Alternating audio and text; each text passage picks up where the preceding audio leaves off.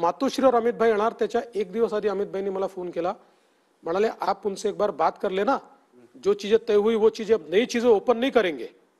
मी पुन्हा त्यांना सांगितलं, म्हटलं आता मुख्यमंत्री पद वगैरे काही ओपन, म्हणाल नाही, मी त्यांना का बोलवतोय देवेंद्र, मला माझ्या मनातल्या गोष्टी त्यांना सांगायच्या आहेत। शेवटी आपला इतका वाद झाला का झाला, मला असं वाटतं की आम्हाला बाळासाहेबांना जी वागणूक मिळायची ती आम्हाला मिळालेली नाही, किंवा आम्हाला जी खाती पाहिजे ती खाती केंद्रात देखील त्यांनी दिली नाहीत। त्यामुळे मला एकदा मनातलं बोलून मोकळं व्हायचंय। मी म्हटलं काय हरकत नाही, मी त्यांना सुचवलं की तुम्ही एकट्यात त्यांच्याशी बोला। ते मला म्हणाले तुम्हाला चालेल का, म्हटलं 100% चालेल, तुम्ही एकट्यात बोला। मी अमित भाईंना सांगितलं नो न्यू इश्यूज, जायचंय तिथे नाश्ता वगैरे करायचा आहे आपल्याला, एक 10-12 मिनिटं त्यांची इच्छा आहे एकट्यात बोलाय। मला अमित भाईने पुन्हा अकेले बात करूंगा मैं देवेंद्र, कुछ नहीं, पर नए इश्यूज ओपन मत करो भाई अभी, मतलब नहीं करेंगे, कोई इश्यूज ओपन नहीं करेंगे। त्याप्रमाणे गेलो, बसलो, काय नाश्ता पाणी केलं। मी सांगितलं म्हटलं तुम्हाला ते आत बोलायचं होतं, तो आतमध्ये बसले।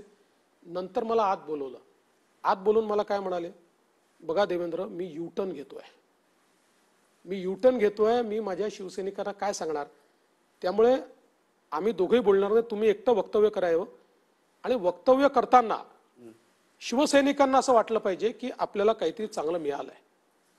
त्यामुळे ही भाषा जी आहे हे समसमान करूचा अर्थ असं होता मंत्रिमंडळात त्यांना अधिकच्या जागा देणं, समसमान। शेवटी त्यांनी जर जागाच 120-126 मागितल्या होत्या तर आमच्या वेळेस त्यांना मंत्रिपद मिळणार नव्हते, पण रेशिओत त्यांना मंत्रिपद द्यायचे, त्यांना चांगले पोर्टफोलिओ द्यायचे, अशा प्रकारची चर्चा झाली। त्यानंतर काय बोलायचं ते आमची सगळी इज्जत राहिली पाहिजे।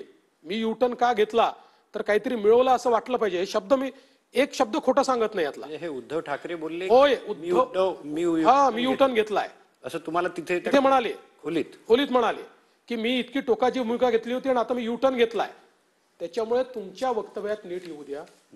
मी त्यांना ते बोलून दाखवलं।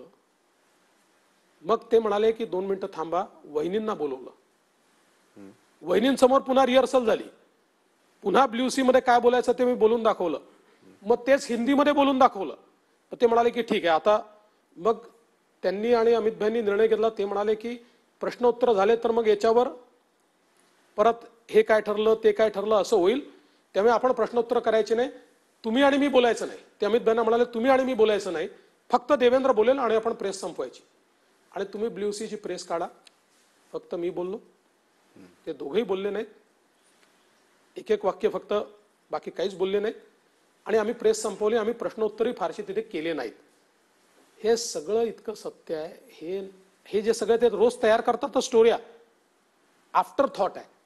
आणि म्हणून तुम्हाला एक सांगतो, खरं बोलायला माणसाला विचार करावा लागत नाही, खोटं बोलायला माणसाला रोज नवीन स्टोरी तयार करावी लागते।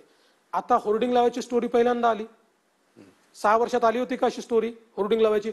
मध्ये एक स्टोरी आली, मध्ये अमित शाह हे बाजूला राहिले आणि देवेंद्र फडणवीसनेच सांगितलं होतं की आदित्य ठाकरेला ग्रूम करतो आणि मुख्यमंत्री करतो, ही नवीन स्टोरी आली।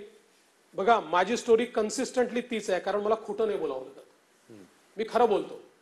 त्यांना रोज खोटं बोलायचं आहे, त्यामुळे एक स्टोरी लपवायला दुसरी स्टोरी सांगावी लागते।